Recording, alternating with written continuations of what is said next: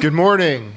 I'm John Friedman, and I'm based in Washington, D.C., where I lead government affairs and global partnerships for GE's water business.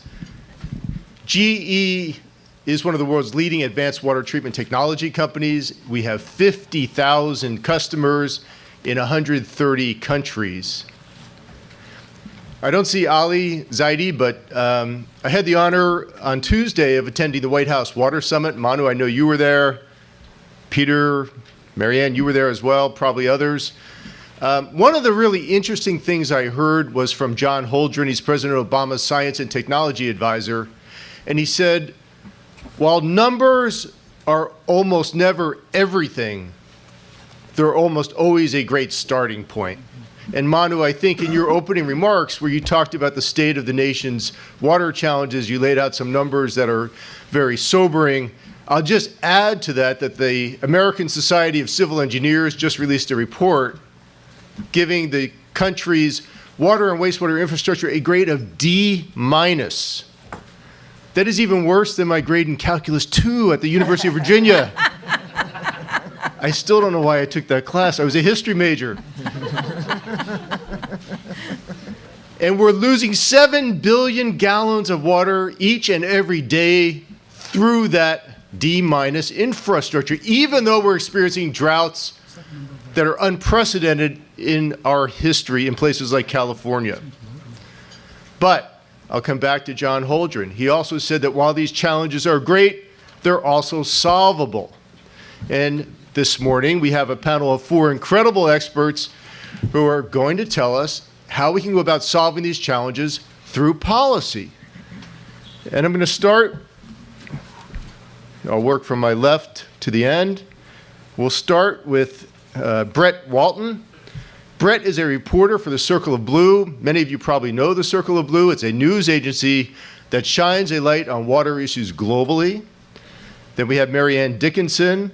Marianne is the CEO of the Alliance for Water Efficiency in Chicago, and Marianne provides thought leadership and best practices around using water sustainably. Then we have Lynn Broaddus, who runs the eponymously named Broadview Collaboration, Inc., which I believe works with nonprofit, government, NGO clients to help them develop natural resources strategy. And Lynn, you also worked for 6 years before that, leading environmental programs at the Johnson Foundation's Wingspread, Johnson Foundation at Wingspread. And perhaps even more important, like me, Lynn is a graduate of the University of Virginia who plays tonight at 7 p.m. against Iowa State. Which leads me to Peter Glick. Peter is a world-famous water policy expert. Peter, I read about you before I even became government affairs leader for GE's water business, read many of your articles. I've seen you testify before Congress. And like most Yale grads, Peter probably doesn't even know that Yale has a basketball team, but they beat Baylor in the NCAA tournament before losing a close game, Michael Dean to Duke. So that brings us to our panel discussion. I'd like each of our panelists to take 1 to 2 minutes and just tell you a little bit more about themselves so that you'll really have some context for the remarks when we start asking them questions. And Brett, let's start with you. Thanks, John. So it's good to be here. Circle of Blue, you may or may not have read us on the internet. We're a news agency, nonprofit news agency that reports on water. And we view water as the lens to see the world through all these connected challenges of energy, agriculture, food production, health, economic, social well-being, all of this. We find water and the related challenges one of the most compelling stories of our time.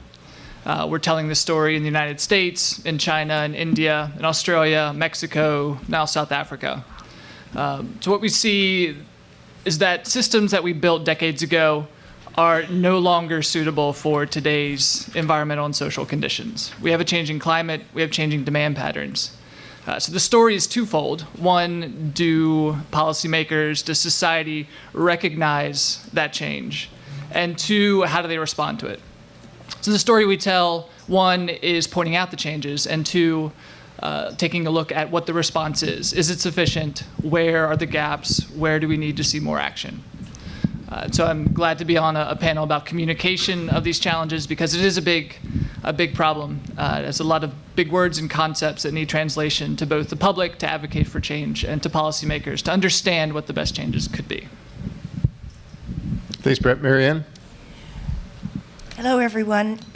I represent the Alliance for Water Efficiency, which is a nonprofit organization formed in 2007 to promote the efficient and sustainable use of water in the United States and Canada. And you might wonder why we were only formed in 2007, when energy efficiency organizations very similar to ours have been in existence for 30 years. We kind of wondered the same thing. There were a number of us who were working in the field of water conservation and efficiency and realized there was no national platform for any kind of advocacy on efficiency issues. And so we created an organization to do just that, to provide not only technical assistance to water utilities and other water-using stakeholders about what the best practices were in water efficiency, what the most cost-effective options were, but also to do research on what the next leading edge should be, and to provide guidance to state and federal legislators and policymakers about needed policies that would promote efficient solutions. So that's why I'm particularly pleased to be invited to be part of this panel, where we'll talk about what our ideas are for policy barriers. And I will just conclude by apologizing for my voice. I've been sick this week, so if I start having a coughing fit while I talk, please forgive me. Thanks, Mary Ann. Lynn? Mary Ann's comment, there's a great lead into, just, it's often said that all water is local and we need some. Thank you very much. I think this will go better that way. I am president of a little company that I started last year, Broadview Collaborative, which is works primarily with nonprofit and foundation clients, but also with water innovation startup companies. So some of the small innovators that are looking to break into and change some of the ways that we do water. And I think of the when I started prior to starting my own company, as John was saying, I was with the Johnson Foundation at Wingspread, which is an unusual foundation in that we didn't give grants. We brought people together for dialogue. And I was charged with starting to lead a national conversation around water, bringing together different sectors. And one of the first big kind of consensus reports that we put out was in 2010, Charting New Water as a call to action for national water policy. But what was really interesting, especially from a 2016 perspective, is when we were shopping that around with federal agencies, with local groups, with states, whatever, a lot of the response was, what's the big deal about water? Why are you so worried about water? And I will say that included having a hard time getting traction with the U.S. Department of Energy at the time. I am very happy to say that for all the wrong reasons, that sentiment has changed. And first Texas was having a drought, but people kind of viewed Texas as another country. That's their problem. But then the California drought happened, and that was a really big deal. That very much caught people's attention around water quantity issues.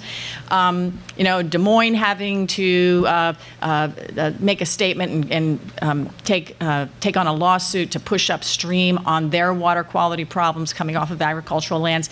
That didn't get much. That's getting traction locally, but hasn't really been a national story like it should be. Failing septic in some of our rural areas and the horrible human story that comes along with that, despite Brett's best efforts, is still not really getting national attention and national traction. When Charleston, West Virginia experienced shutoff of its water because of a chemical spill that probably was very preventable, that got a blip of national attention but didn't bring about any national changes. Water cutoffs in Detroit, again, is sort of their problem. Not until this Flint situation have we really, I hope that this is finally what is going to get our national consciousness wrapped around water. And then I think that we will have plenty of chances to talk about what that may or may not bring about, some of the good and the bad that comes from that. I also say that I think that one of the things that we will be addressing today is, who needs to be at the table in these sort of multi-partnership things. And it strikes me that thank you very much. It strikes me that in my sort of pro bono part of my life, I actually have a foot in most of the camps that need to be at the table. I'm on a board along with Marianne Dickinson of River Network, which I chair that board, and it represents more than 500 watershed organizations, the citizen advocates, the private citizen and the local voice, and the citizen advocate that is such a critical part of the work that needs to happen around water. I also chair the board of the Nelson Institute for Environmental Studies at University of Wisconsin-Madison. There's the academic role, the very important academic role that drives a lot of the innovation that we see that then can get commercialized. That's a really important voice. And then I also am on the board of the Water Environment Federation, which is really a utility organization, represents primarily wastewater utilities, but also stormwater, and to a large extent, there's a lot of overlap with water supply. So the utility sector needs to be at the table. They're doing a lot. They need to do a lot more. And I think that maybe that partnership gives me a slightly unique perspective into all those worlds, and I'm really looking forward to this conversation and to what the role that Columbia can play in helping to drive this forward. Thank you. Thank you, Lynn. So, Peter, that brings us to you. So good morning, everyone. I'm delighted to be here. First of all, thank you, Manu and Columbia, for hosting this. Second, there are a lot of people in the room I know, known for a long time, some of whom I've seen twice in 1 week, which is really a remarkable thing. Sometimes I go months without seeing them, and so that's sort of been a little exciting. I'm the director of the Pacific Institute in Oakland, California. We're a nonprofit research and policy group working on creating and advancing solutions to the world's pressing water problems in the biggest sense. We do a book every 2 years called The World's Water on Global Water Issues. We did a book a couple of years ago on a 21st century U.S. water policy, which I'll be drawing on a little bit today, that Oxford University produced. I'm a scientist by training, hydrology and climatology. I realize this is a water policy panel, but that's what the Institute does. We merge science and policy, and water, as we heard this morning already in some very interesting comments. So from water deficit to water surplus. Thank you. Actually, you could leave all Yeah, of we those. can leave it all. You can't address this only with science. You have to address it with policy. Water is a complicated issue. We work on the corporate sector at the Pacific Institute as well. We are the science secretariat for something called the UN CEO Water Mandate, which is the part of the UN that's bringing the corporate sector together on water stewardship. There's the Global Compact, which is the broad effort to bring the corporate sector together on sustainability issues, and the CEO Water Mandate, which is the water piece of that. And we work very closely with many of you in the room on that component of this. I'm going to stop there. I think we have plenty to talk about, so thank you. Thank you. Thank you for your introductions. You know, Ali, there you are. One of the things we heard at the White House Water Summit, by the way, thank you for organizing, it was outstanding, is that so many of these water issues we're facing, and I guess, Lynn, you brought this up in the context of asking for a glass of water, are local and regional. And yet policies are often made at the national level. So I want to start with the national level. And Peter, I think I'm going to start with you because I've heard you testify on this topic, but what needs to be done from a national policy standpoint to address these challenges? Okay, thank you. So water is local, mostly. The kinds of pricing issues we heard about, the regionalization of small-scale water systems we've heard about, state agencies, local agencies, water really is local. But having said that, there are fundamental things that the U.S. needs to do at the federal level. And I don't normally like to list things, but I'm going to, just to get the conversation going, so pardon me. It worked well for Rick Perry, Peter. What a sad comparison. I will try and do better than that. I have 11 things. I'll go through them really fast. Okay. One, We have to combine and streamline federal agencies. There are a zillion federal agencies dealing with different aspects of water. There should not be a Department of Water. I'm not suggesting that. But we need to do a better job at the federal level of integrating the activities of the federal agencies that deal with water. 2, we need to revive river basin commissions, and states that share rivers, which is almost every state in one form or another, need to work together to manage those river basins across state boundaries. We need, 3rd, a National Water Commission that advises the President and Congress on these issues. There has not been a National Water Commission in the United States since, I think, 1970, and the world's a little bit different today. 4th, we have to improve data.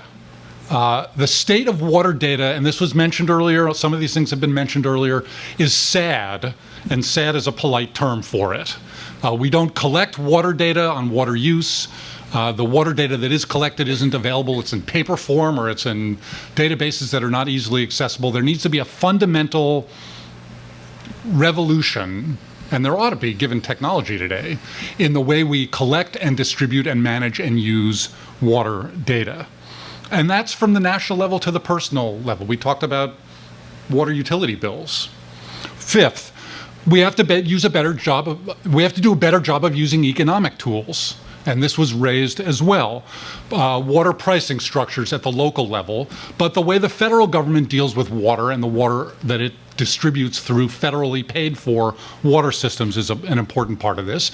We have to fund the state revolving loan fund fully. In fact, it ought to be hugely increased in cost, and we could talk about that later, maybe in the context of the Flint disaster. 6th, we have to integrate climate change into every aspect of water planning, management, and use. Because again, as some people have already mentioned, climate is water. And as we change the climate, which we're doing, we're fundamentally altering water availability and quality and distribution and demand. 7th, we have to update federal water laws. The Clean Water Act and the Safe Drinking Water Act are great laws, and they're greatly out of date. And Congress needs to do that, and they're abdicating their responsibility in this as other things. 8th, demand management and alternative supply are keys to this. We've focused in the past on supply, traditional supply and reservoirs, and Manu showed the graph for US reservoirs. But there's an enormous amount that we need to do and have to do, and partly are doing, on demand management. And Marianne will talk a lot about this, I imagine. But alternative supply is key also. The idea of treated wastewater is critical. And I would disagree a little bit with Ollie. Ollie made the comment about desalination. Desalination is alternative supply. It's pretty low on my list, but there are a lot of other things we ought to be doing on wastewater treatment and reuse. 9th, let's integrate US water policy with other US policy, energy policy, land use policy, national security policy. And again, we talked a little bit earlier about energy, but there are a lot of things that we do at the federal level that are not explicitly water, but that really are, and that we don't integrate. 10th, corporate water stewardship. The corporate sector has a huge role to play here, and maybe we can come back to this as well. I know, John, you're interested in this, and many others are. It's a key part of the future of water, is figuring out how to move towards sustainability in the corporate sector. And finally, environmental justice. We have failed grossly in this country at integrating environmental justice issues into water, and Flint is a good example. The report that was waved around this morning, that thick report on Flint, which came out yesterday, which I read part of, concluded that one of the most fundamental failures of Flint was an environmental justice failure. There are issues about funding, about water cutoffs that was raised this morning. The EPA has a standard for how much a family ought to be willing to spend or able to spend on water bills. It's 1.5% of your water bill, and there are millions of people probably that pay more than that. There's tribal management issues in the western U.S. that are unresolved. There's sensitive populations to certain kinds of pollutants that have not been addressed. So it's a list, but it gives you some sense of the broad nature of these things and the appropriate federal roles that we can bring. Thank you, Peter. You talked about economic tools. And I think you're talking mainly about federal funding for local and regional infrastructure, but I'm curious about the price of water. And this is a question for anyone on the panel. But Christine Boyle, one of the things you mentioned during the earlier panel was there are 52,000 water utilities. You know, I'm betting most of them set their own water tariffs. And Michael Dean, the National Association of Water Companies, this is something you guys know better than anyone.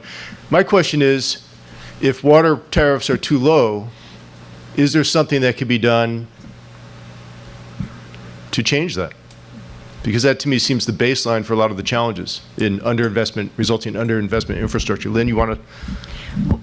Well, I'm going to answer this a slightly sideways way, but certainly we do need full cost pricing around water, but done in a way that allows for baseline use for people that have the most challenges in paying Peter's for that water. social justice Yeah. point. Yeah, but you know, in some ways, social justice is a lot about somebody else paying the cost for somebody else's action. And I think that that plays out in lots of ways, certainly in the Flint kind of way, but also with water utilities throughout the country that are having to handle agricultural runoff. And then communities small and large have to then pay for that agricultural runoff, both in terms of just quality of life of the waters that flow through their communities, but in very direct costs for having to treat that water to make it potable. Toledo, with its the cyanobacteria coming from algae growth from agricultural runoff, and of course Des Moines are the two places that we've heard a lot about. But this is true throughout the country, and especially in a lot of these small communities, poor rural communities that are don't have the money to pay for that cleaning. So I think this gets back to agricultural policies in terms of how we can, it's not just putting less fertilizer on the field. We have a major opportunity for driving agricultural policies that improve soil health, that allow us to not only hold on to those nutrients, use less of them, irrigate less because the soil will hold more water, reduce flooding, and on and on and on. But I think that's one of the ways that we shift the cost and shift the action back upstream to the people that can control it, so that those downstream and those with wells in those communities aren't paying the price for something that they didn't do. So as we look at how we find equitable ways of paying for water, we certainly are, everybody's talking about how rates are going to go up. That's just plain and simple. We have to do that. But we also have to look more broadly at ways for people to share that responsibility for keeping the water clean in the first place. Marianne, does the Alliance for Water Efficiency, do they think about water tariffs or economics as something that would promote more efficiency just naturally? Actually, we do think about it quite a bit, because as revenues are going down for water utilities that are implementing conservation programs, that hit to their revenue stream is very significant, as Christine mentioned earlier today. So we developed at the Alliance a rate model that helps utilities goal seek for equalizing their revenue requirement with what the revenue is that they need to collect, and giving them options for how to restructure their rates to do that. And while it sounds like it might result in very large rate increases, you know, I might point out that the average rate increase for the average consumer in the United States is usually the equivalent of a hot dog and a Coke on a monthly basis. In terms of absolute dollar values, it's usually not very much. But in cases where it is going to be high, this is where we need to look at the whole subject of investment and how that should work. Whether that should, oh, there you go, thank you. Whether the investment should be assisted by federal and state supplements. But I think the most important thing I want to say about the whole rate and water conservation issue is that utilities now don't debt finance any water efficiency programs. And it's for a simple accounting reason. They don't have an asset that they can put on the balance sheet that matches the liability of the debt. So while we used to debt finance conservation in the 90s, we don't do it anymore because of this accounting problem. And so it actually exacerbates the issues of revenue collection by the utility. They have to pay for all the efficiency programs up front out of operating funds, then they take the hit on demand reductions. All of that is right at the beginning of the benefit cycle of efficiency. And when the benefit kicks in terms of reduced rate costs to the customer, it's 5 or 6 or 7 years later, well beyond the election timetable of the local official who had to approve the rate increase. So we have a political problem with respect to rate increases. We have a financial accounting problem with respect to that, and we need to solve those barriers in addition to equalizing the impact on environmental justice communities. Thanks, Marianne. Peter, I know you want to comment on that, and Brett, then we're going to come to you because I want to hear if there's a communications angle to all of this as well. Yeah, just two important points. One is we can come up, as Marianne has suggested, we can come up with rate designs that meet multiple objectives, that are equitable, that cover fixed costs, that give utilities the ability to develop reserves so that they can get through periods of time when revenues drop during droughts. We did this in the energy world. We disaggregated the ability of energy utilities to invest in conservation and efficiency. It's a good example of cross-sectoral learning. Let's do for the water sector what we did for energy and figure out how to invest in conservation and efficiency, which is often the cheapest source of water we have. Right, and I actually think that notion of learning from the energy sector and applying the water sector was the basis for much of the White House Water Summit on Tuesday, Peter. Brett, did you want to comment? Yeah, just about how we talk about these things. The initial question was individual water bills and affordability. And we very quickly got into a discussion of agricultural runoff and farm policy. So that shows the big leap between one item that we talk about and the other, and the disconnect we have in a lot of the conversations we have about these topics. Utility officials are not all that involved in setting agricultural farm regulations. But if you want to address the affordability issue, that's one of the things that will have to come into the picture. And then we also leapt from ag runoff into financing mechanisms. So it's a big picture, and when we talk about affordability issues and infrastructure, we're often talking just about aging infrastructure. And that's the headline on most stories you read, U.S. aging infrastructure is failing. But to really address this, it's a much bigger conversation, and as everyone has addressed, it's multiple sectors, multiple players at the table that will need to talk about this. You know, Peter, I just want to come back to one of the items in your list of 11. You mentioned a National Water Commission. I just want to know, what would the jurisdiction of a National Water Commission be? How would it fit with what Congress does or EPA does or the Department of Interior does? And also, how would states feel about that? Because anytime the words national and water are said in the same sentence, I think states get very nervous. Okay, so I don't believe that a National Water Commission would solve our water problems. I do believe there has been a failure at the federal level for 50 years to discuss the appropriate role of the federal government in dealing with water problems. And I see a National Water Commission as an advisory way of dealing with what the federal government ought to do to help the states and local agencies do what we need to do better, which is provide safe, affordable, reliable water systems. And part of it, of course, could be very explicitly, here are the things we're not going to talk about at the federal level because they're state and local responsibilities. There's always a tension there, but I'm not too worried about that. And Marianne, does the Alliance for Water Efficiency think about ways to promote greater recycling and reuse? I am so glad you asked that question. It's my job. We have been doing a lot of thinking about why on-site reuse doesn't seem to be taking hold in this country. California has had a gray water standard enabling legislation in place for 20 years or more, but there aren't large-scale gray water installations in California, mostly because local public health officers are reluctant to give approvals because they're not sure what the underlying treatment standards ought to be.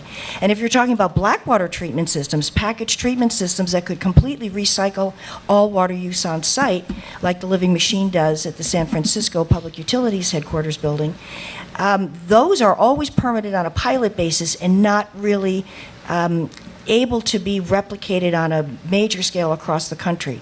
Largely it's because we lack the national guidance for adequate treatment standards to enable this technology, which is available, which is being sold by GE and others all around the world, but not here. We really would like to see better deployment of that technology and better use of it so that we don't have to expand existing wastewater systems where it's more cost effective to do the on-site option. So we have to deal with the national barrier policy issues. There has to be guidance coming from EPA. There has to be guidance that local public health officers can rely on when they give permits that they don't think later they'll be sued for. So that's something that could be on the list for the National Water Commission to look at. That would be very useful national contribution. Lynn? Yeah, and sort of right up there with it is rainwater harvest as a water supply, which is, of course, a lot easier to clean than sewage is. Very few places are looking at that for potable water supply. Health commissioners still get a little wigged out about that, but there is work going on to try to figure out those policies and figure out how that can work in a more sensible way. The white paper that the Columbia Water Center has put out leading up to this talks a bit about distributed water, how we can come up with other ways that use less energy, have a lower infrastructure burden to maintain as we look to the decades and century ahead of us. And I think that rainwater harvest is going to be a critical piece of that. Thanks, Lynn. Brett, it seems to me that water reuse or greater treatment of wastewater so they can be reused for things like, agriculture, industry, even drinking water is one of the keys to the kingdom in addressing the water scarcity challenge we're facing.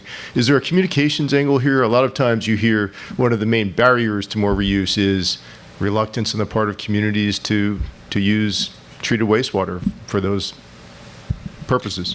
Yeah, initially there was an image problem with the reuse of wastewater. Don't do it. Should I say the phrase? Don't. Okay. Don't. I might have to say the phrase. No. The phrase that Peter does not want me to say, but I have to say so that everyone knows what we're talking about, is toilet to tap. And that's how wastewater was branded for so long. And it's a terrible reputation. It got people with the wrong images associated with wastewater. So the industry has moved away from that, as the vehemence on the panel here shows. But people are coming around to it. It comes back to having utility that's able to talk about this stuff with their customers and having a presence in the community. So people in San Diego have come around to the idea of water reuse after 4 years objecting to it. And so it's on the utility, and a lot of utilities are starting to do better with their communications. So through Twitter or Facebook or community outreach, having mascots. So there's water drops that, big furry things that go out to community events and talk to the kids. Yeah, so it's just getting out there in front of the people, being honest about what's happening, and people will come around. So more education and outreach. Peter, did you want to comment? Yes. So it's time to stop calling them wastewater treatment plants. It's time to start calling them water recovery plants or something better. I'm sure somebody could come up with something better. Resource recovery. A euphemism. That's good. I like that. So, we've been talking a lot about national policies, and yet, as we said at the outset, a lot of the challenges we face are at the local and regional level. Should we be trying to engage members of Congress at the local and regional level, because they're the ones, for example, Congressman Dan Kildee, who lives in Flint, Michigan, is somebody who now I'm sure cares acutely about water policy issues. Is that something that should be done, reaching out locally, regionally to members of Congress? Marianne. Okay, I'm going to take the opportunity to answer this question to do my policy barrier issue. Answer it close to the mic. Okay, this is a little better, I hope. Okay. Thanks. So my big policy issue is we need a national commitment to water and efficient water, sustainable water use, as we have a national commitment to energy efficiency and efficient and sustainable energy use. They are the same. And they're connected in such a way that the investments and the policy emphasis should be the same on both sides. And so this is an issue that Congress needs to look at. It's well beyond a local congressional district. It's something that is regional, state, and national in focus. And I want to quote Ali here, because I think at one of the December 15th meeting, you talked about a moonshot for water, like the Sunshot Initiative. And I was really taken with that, because I really think that's what we need. And I took a look at some of the investments that have been made both in the private sector as well as in the federal side. Stanford Woods Institute for the Environment did a paper in 2014 where they looked at 13 years of investment in the U.S. $69 billion was invested in U.S. in clean energy, but only $1.5 billion in water. That's on the private side. Federal spending is even worse. Federal spending in energy is substantial. It's at least $290 billion a year, depends on how you calculate it. But with energy incentives, about $47 billion. But you don't have a similar investment on the federal side in water. The SRFs, or state revolving funds, are dwindling in size, and you don't have any really efficiency incentives like you have in energy. In fact, efficiency rebates and green infrastructure rebates in the United States are federally taxed. So not only do we not have a tax exempt or a tax credit, we tax personal individuals for doing the right thing and investing in water efficiency on their properties. So we have to fix this. And I thought the opportunity was the stimulus bill, because $787 billion, that should have been a big slice going to water issues. And 630 some billion went to energy and climate related issues, only 12 billion to water. Only 20% of that went to efficiency and green infrastructure topics. So there's a huge disparity in investment, and so that results also in a huge disparity in policy. The SRFs have been dwindling over time. The Clean Water SRF, in over a 30-year period, is probably invested over $100 billion, but that's over 30 years. That's nothing in terms of an energy investment. And so we're talking about the health of our existing infrastructure in addition to expansions to accommodate growing populations and new sustainable water uses. We have got to figure out a better way to manage this money so that it's funneled to the right places and we're solving some of our water issues. So parity, that's what I'm always harping on when I get the microphone. I want parity with energy. I've got energy efficiency envy.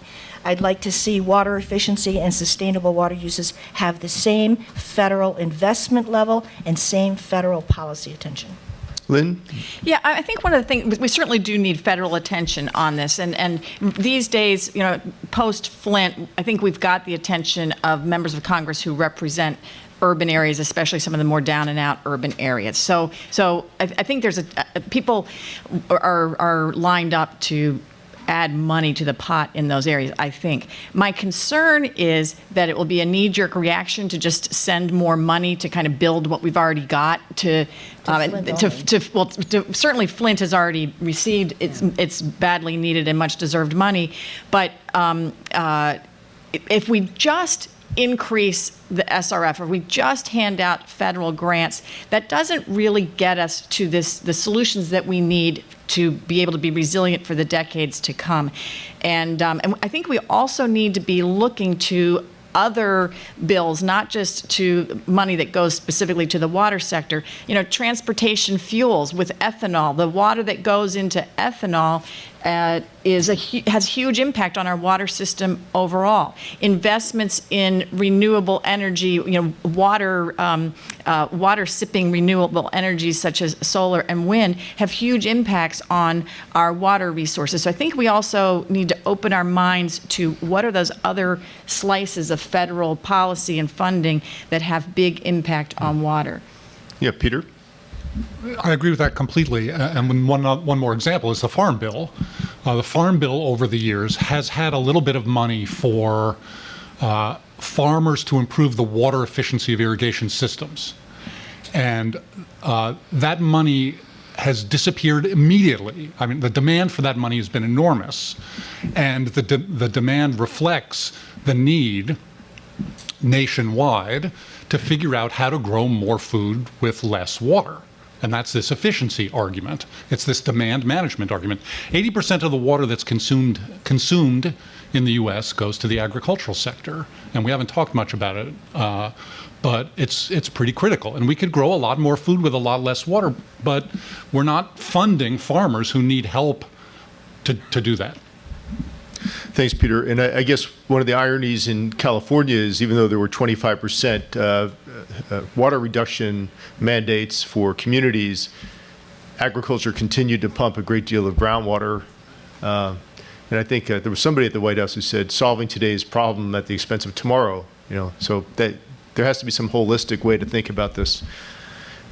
Look, we've been talking a lot about the U.S. Let's move beyond the U.S. borders. And are there lessons we can learn from around the world? And I'm just reminded of a few years ago when I was in Australia meeting with a senior government official and asked, they were implementing a direct potable water reuse program. And I asked, how do you get people comfortable with this? That's what we're trying to figure out in the U.S. And he said, we've engaged universities, we have research papers, we have stakeholder meetings and communication strategies. And what we found is that it works best when we don't say anything at all. And are there other lessons, perhaps better lessons, that we can learn from what others are doing around the world? And Brett, I want to start with you. Have you seen anything from a communication standpoint? Or maybe you guys are leading the effort around the world? Yeah, so these challenges are not unique to the U.S.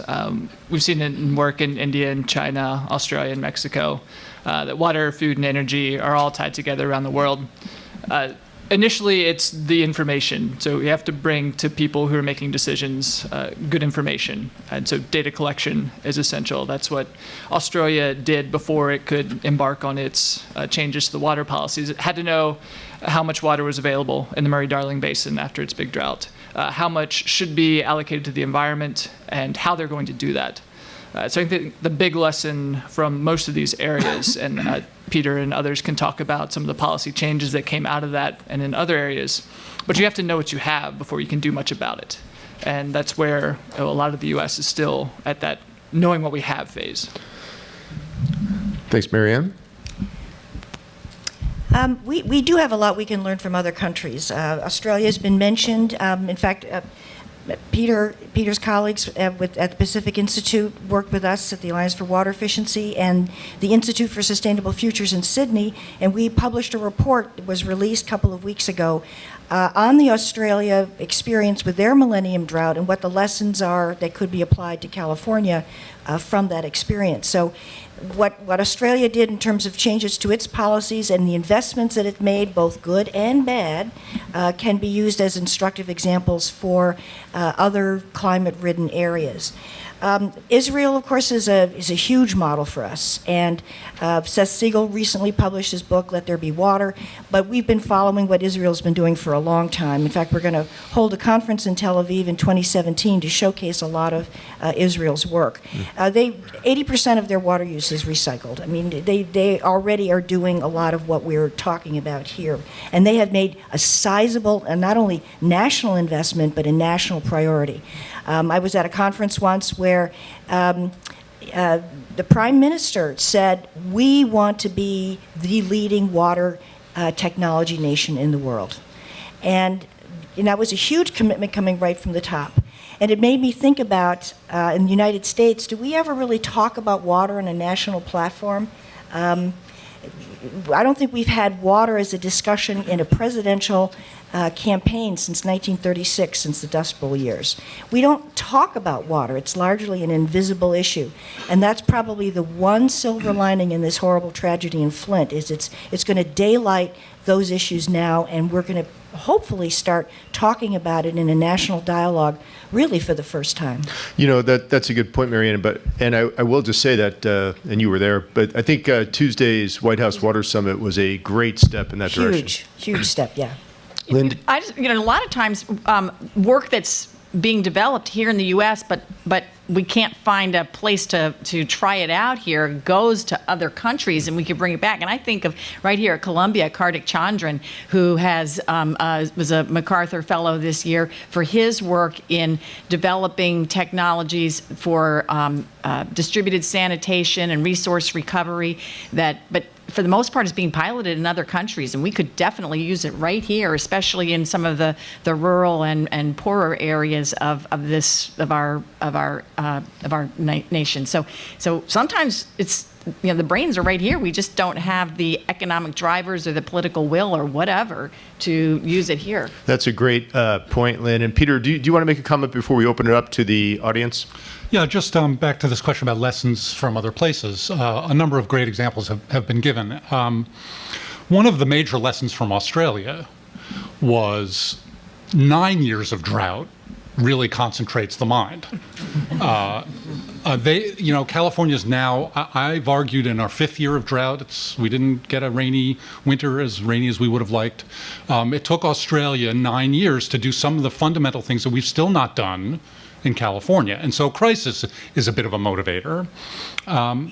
Education is really important. Singapore, which has been highlighted in a number of places because of their technology, their water reuse, their desalination, in my opinion, is an example of education and communications.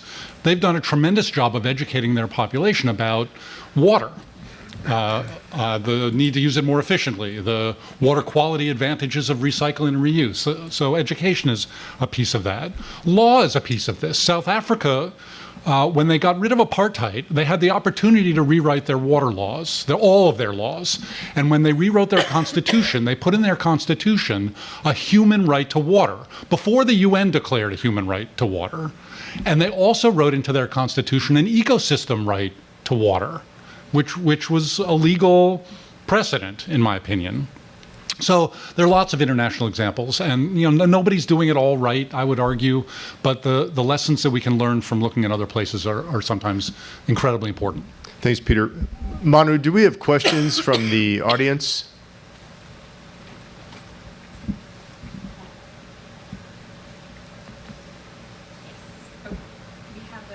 Few questions from the audience. It's on. Is this on? Okay, great. Multiple audience members inquired about water in the agricultural sector. So how can we incentivize water conservation, soil health, and runoff reduction in ag, and what are possible policy options? Lynn? Well, sometimes I think we have to get out of the way, because if there are some fairly well publicized examples of, I don't know if anybody's ever seen the little video Soil Carbon Cowboys, where there's a great line in there. It's working with ranchers who have been trying out multi-species cover crops as a way to feed their cattle that they're raising. And there's this, and they're regular old ranchers. There's nothing fancy about these guys. And they are all guys. And one of them said, and pardon me if this is offensive to anybody, one of them said, if I had known about this years ago, I'd have 12 kids by now, because I have so much time on my hands, because it's so much easier and cheaper to do it that way. And you hear similar things from commodity crop growers who trying new ways, really in some ways old ways, of multi-species cover crops that really enrich the soil and help give them resilience to drought, reduce their overhead, reduce their capital costs. It can be self-driving, but right now all the policies that come out from the Department of Agriculture and from those that advise farmers are going in a different direction. So how we kind of can stop that, and there's a lot of money in the way that money is a pretty hard thing to push against. I'm speaking of those interests that are making money off of fertilizers and herbicides and irrigation equipment and all that sort of thing. Peter, I know you want to comment. Yeah, so that's a great question, and it's a tough one, and we don't talk about agriculture enough. But this is a good example where the federal government has a role to play, and already plays a role. They built and operated the Central Valley Project in California, and the prices for water from that project don't pay even the cost of repaying the capital cost of that project. So farmers pay less for CVP water than they pay for state water, and those farmers are less likely to be growing water-efficient crops in a water-efficient manner. So pricing at the federal level is important. Subsidies for crops drive choices that farmers make in terms of what they plant, as do crop prices internationally. The Farm Bill example that I mentioned is a way to help farmers make improvements that they want to make but can't afford to make. Energy policy was also raised. I think Lynn raised it. The idea that we subsidize ethanol in order to, well, don't get me into the Iowa caucus debate, but that has a huge water implication, and those are all just quick examples of things that the federal government does play an important role in that could fundamentally change how we use water and how much we use in the agricultural sector. Great. Thanks. Anybody else want to comment, or next question? Okay. So the next question is that given that crisis is a motivator, what can be done now to capitalize on public attention regarding water quantity in California and water quality in Flint? Brett, do you want to start with that? Yeah.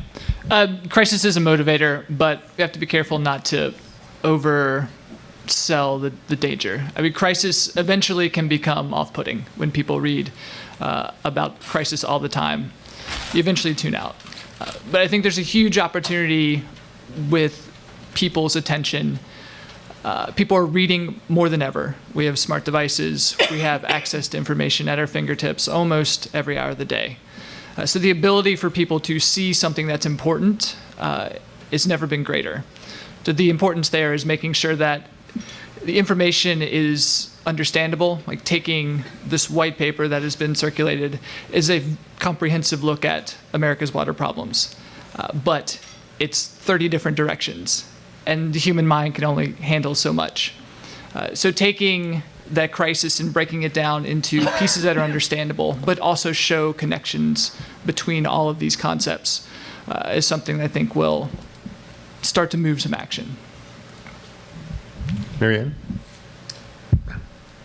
We have largely made our water infrastructure invisible, not just because it's buried beneath the ground, but because we have spent 30 or 40 years just not really talking to the customer about what it is that they're drinking. And part of that was deliberate. You know, the drinking water industry is very proud of its record and what it was providing to its citizens.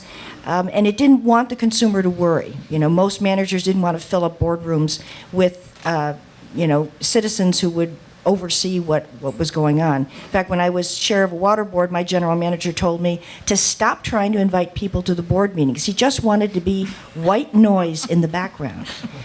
And that only works when times are good. When suddenly a crisis happens, like in Flint, and the consumer has no concept of anything about that system and what its needs were, or the fact that the money raised from the municipal coffers was costing the ability to do infrastructure repair and replacement, that citizen is not in a position to comment meaningfully. And so what we need to do is really what Brent was saying. We need to do a lot of baseline education and discussion so that when the crisis hits, those citizens can be informed participants in the change. And that's, I think, the biggest problem we've got right now. There are a lot of angry people. They're still not well informed, but they're angry. And that's the problem with crisis management. But that's how we make policy. That's how we move mountains in government. And so recognizing the opportunity that the crisis presents and the creative opportunity it can present is what we need to take advantage of. Yeah, you know, one of the things that there's a lot of very low-level conversation happening about right now has to do with the social institutions that push back and that are watchdogs on water. Ever since the Clean Water Act, we've had, the Clean Water Act has a provision that for citizen suits, the citizens have standing to protect and enforce those Clean Water Act laws. And as a result, we have a whole cottage industry of citizen groups that can and will push back on, we won't call them the wastewater treatment world, but the resource recovery facilities. That's what the term that the industry is using nowadays. When they feel that the Clean Water Act is being violated, and it's not fun for the industry to get that kind of pushback, but that's what has moved us along and has kept the process honest and transparent. On the drinking water side, we do not have those social institutions in place, which is, it took citizens in Flint to kind of keep pushing and pushing and pushing, but these were individuals. These were not organizations. And so in the NGO world and in the community organizing world right now, there's a lot of what do we do? The existing water groups, they haven't really put their head around drinking water. They've sort of ignored it because it's been so safe. And we're realizing, gosh, how do we incorporate that into the work that we do? So I think there needs to be, and there will be a shift in our institutions. And one of the really, I think, exciting pieces of that is I think this will be, I'm a very hopeful person, this will be what finally gets us to take water out of the fleece-wearing and canoe paddling enviro world in which I live into a much more integrated conversation that represents America as a whole. And I think that's a pretty exciting opportunity. I think we have time for one more question. Okay. Pick a good one. So considering that states hold the responsibility to implement national policy at the local level, how can we overcome the disparity between states that do this well versus those who are not doing so well? Citizen advocates. That's good. Anybody else want to take a crack at this? Kind of in a 30 to 60 second answer? Well, I was going to say the vote, which is the same thing. Yeah. I was talking to somebody, I was doing a project around lead and water and who's doing innovative things and what should be invested in and stuff. And when I called Scott Bryan, some of you might know Scott Bryan from Imagine H2O, and his gig is innovation and startup technology. But you know what he said first off in terms of where the investment needs to be? He said democracy. He said every foundation should be giving 5% of at least 5% of their granting to democracy. That's what's going to keep our water safe. Peter? So to elaborate just a little, again, there is a federal role in oversight. This came up in Flint too. EPA has an oversight role that maybe they didn't play as well as they should have. We have federal law. We don't have 50 state water quality laws. We have federal water quality laws because we don't want there to be disparities to different communities because some states might be weaker than others in developing those standards. And so there is, again, a federal role in, I would argue, updating the Safe Drinking Water Act and expanding hugely the numbers and types of chemicals that are regulated in our drinking water, and then helping the states meet their responsibilities in meeting those standards. Okay, I think what I'm going to do is ask each of you if you have any final thought you would like to share, kind of 10, 20 seconds with the audience, and then I'll just make a wrapping up comment. Brett? Sure.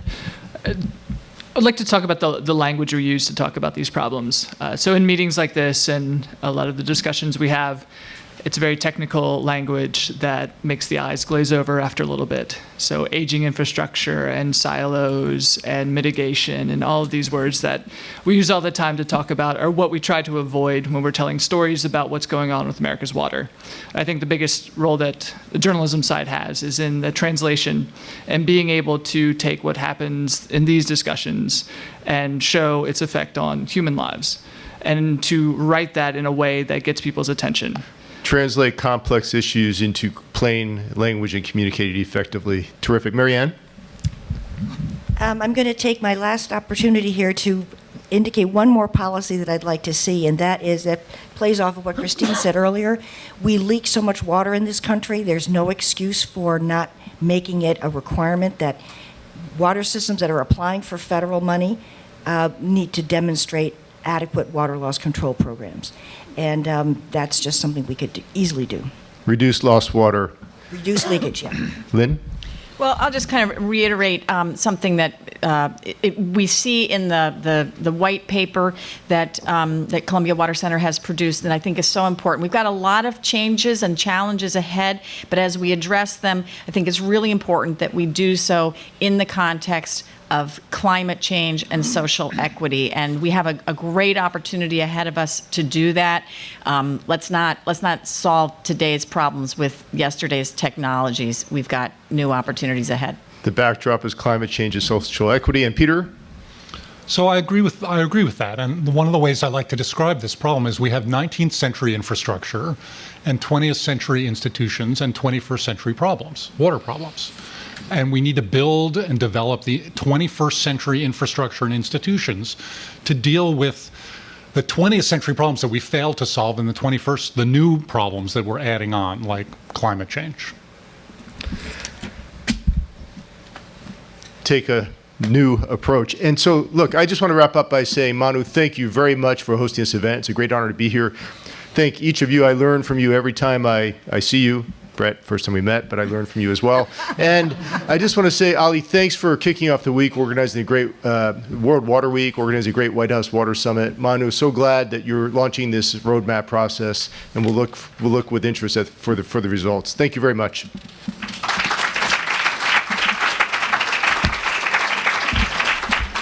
Thanks very much, John, and the panelists. I believe we are not glazed over on the other side, despite what your view from here might look like. Also, I thought Peter was going to close by saying that we also have some people in the country who want to be in the 17th century now, so part of the mix. But thanks to all of you. We have one or two more things, depending on how we do this, before we close out. And the next thing is I'm going to request Gretchen McLean, who's a good friend and a fantastic person. She has a history going from engineering to NASA to becoming a CEO of the first pure water company that Alcho introduced. And I would like her to see if she wants to offer some closing thoughts. And then Bill Becker has a 3-minute water reuse video, which you can bring. Great. So Gretchen. It's going to be tough to sum up everything we just heard this morning, but just the other evening, Wednesday night, I went and had dinner with Manu, and Manu and I go back quite a few years. Actually, he was a professor of mine at the University of Utah, and I think he actually might have been younger than me at the time, but so we have a history, and as we started Xylem as a water company, we put together an advisory board to help us think outside of our traditional thinking around the products that we were bringing to the market, and think about, going into emerging markets, thinking about how the utilities were playing. Michael Dean was part of that board. We were looking at trying to challenge our thinking rather than the traditional way of bringing products for profit for a business, and where could we be innovative that ultimately may keep us still in the high end of the market, but also think about innovation for the lower end and thinking about the systems integration that's absolutely required. So let me try and sum up a little bit of what I heard and then try and kind of push for that call of action that I think is essential. Manu started out with a number of issues. And then we had the panels also elaborate a little bit more on the issues that are at hand. No question, this industry is very fragmented and is very difficult to work with the way it is today. But think about it. Let's go back in a lot of history compared to what got us to where we are. And especially I'm going to talk specifically the Americas, because that's what we're talking about here, is we had an environment that was growing. We were expanding across the U.S. We were putting our water systems in as we were growing and so forth. And we put governing bodies in at the time to address those multiple bodies that we needed just to keep up with that pace of growth. Well, that growth has slowed down. That doesn't mean there aren't areas that will continue to grow and so forth, but we don't have necessarily now the way to think of our infrastructure and our delivery system in a different way, which is not in a growth environment. It means now thinking about it from a systems perspective. And it also means thinking about it in a perspective of what policies worked before aren't necessarily the policies that are going to take us to the future. In fact, some of them are actually going to take us steps back if we don't get them off the table and say, what are we not going to do? What are we still going to do? And then what needs to change to where we need to go? And we talked a little bit about that. Manu then addressed a lot of opportunities, and I think we can get really down on ourselves and saying, look at the water infrastructure, a D- that John mentioned. We talk about all the issues, but we've also made some progress. And I would argue that, and it was stated several times by many people, that most of the technology that we need to address most of our issues is there. It's out there. Doesn't mean technology can't be advanced, there can't be more efficiency in several of the technologies we're talking about, but a lot of the technology is actually now integrating that technology and thinking about it from a system where we can apply it to solve the problems that we're doing. So, well, we talk about technology, and we talk about today, where every one of us use social media. We get on our iPhones and we get data at our fingertips. There's no real good source to tell me or any of you in one place what's all the water technologies. You got to go through and you got to know a lot of people, and eventually you find out maybe what worked in one situation. Part of it is because of the complexity. Every water issue is a local issue, and depending upon the pressure of the water, the quality of the water, what you're trying to do with that water means a different solution. But there is nowhere to really go to get that repository of information and data. We also know, and we talked a lot about solutions here, and Peter, I think you did a great job, but what are some of the things we need from a federal level? What are the next things that we need to do at the state level? And as you stated, what are we not going to do at the federal level so that can be done at the state level? What are we not going to do at the state level so that can be done at that local issue? And we need to lay that out and put some real concrete definition behind it. We also heard from Ollie that the administration is now making this a priority. So let's hope that is the case, and then you can and use that as an opportunity to really take this forward. We look at the countries that we've seen that do this very well. There is a mandate at the very top of the administration that says, I'm behind this, we're going to make this happen, we're going to measure our progress, and we have a goal to get to an end state. We don't have that today. We need to drive that. And so I'll come to the challenge that I think Columbia Water has laid out and Manu is trying to drive, which is how do we build that 2030 roadmap, that national strategy that's going to get us there? And stop talking about it, but start laying out what that plan of action is, and then starting to measure ourselves against that action plan and communicating not just the crisis, but the successes that we've had. We can point to a number of successes in different states, different local regions, even globally that have integrated some of the issues, but most people don't understand it. What they hear about is Flint, which they should hear about, but they hear about, and we start talking about water around those issues, or when we have an issue like Sandy, or we have an issue when you've got a drought in California. This needs to be steady state. Water is so dependent. And we also can't live in a little world that we're water alone. Let's learn what the energy market did, but even more so important, because water is different than energy, we need to have that nexus of food, water, energy, and think about it again from a larger systems perspective. I'll just play a little bit on my background, engineer background. Wasn't in the water industry. I worked in the space program starting out. And I will tell you, during space program, at one point in time, we almost lost the build of the International Space Station program to one vote in Congress. And why did we almost lose it? We had our industry competing. Everyone wanted the biggest piece of the puzzle. No one wanted to share anything that was going on. Every international partner wanted a big piece of the puzzle. And it wasn't until we were faced with that crisis that said, how do we work together? and how do we all win for the industry and for really for the future in terms of exploring the unknown and bringing technology, either whether it helps us here on Earth or it ultimately lets us, explore Earth even more, outside of the Earth more. Did we come together and we started saying, okay, guess what? I'm not going to get the biggest piece of the puzzle, but we're going to get some of it because the industry is going to stay alive. We've seen the energy market move together where at first they pushed each other back and said, we don't want to work with each other. We each want to be the big winner. And they found out they had to work together to make it happen. I'd say for us, and the call in this room is for how do we get together as the water industry and do it and start laying out those actionable roadmap. And I think that is what Columbia wants to help us do. I think there are enormous knowledge base in this room and outside of this room that has most of those steps. Not everything's thought out, but have enough that says, here's obvious things we need to do. Here's the things we can't do, and then here's some of the things we got to go work out, and let's go spend a lot of time really working it out, and then let's get these things approved and move on. I'm making it sound easy, but I think we got to stop talking the issues, and we got to start putting a plan in place and putting it in front of those leaders, whether it's at the federal level or the state level, to say yes or no. If they say no, then we've got to go say what actions do we take to go address this. But we've got to address this really aggressively. It's right now in front of us. If we don't do it, we'll be here 5 more years from now talking about the same issues. And we'll be seeing the same players week after week. And to me, that's not really how we get this thing resolved. So I'm going to close with that and say, Manu, you've got a lot of work on your shoulders, but let's not leave it up to him. It's all of us in this room. It's every level of the government. It's every level in terms of the water industry. And it's really those industries that we connect to that need our water or that we need to make sure they're not contaminating the water that we have that ultimately comes back to everyone.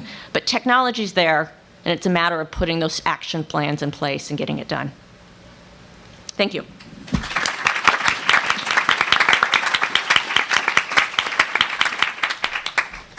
Thanks very much, Gretchen. Very nicely done, as always. Same for all you guys. You're amazing. Please start sending us emails saying, here is my great idea for solving the world's water problems, starting in Flint, Michigan, or Harlem, New York, or whatever. Thank you.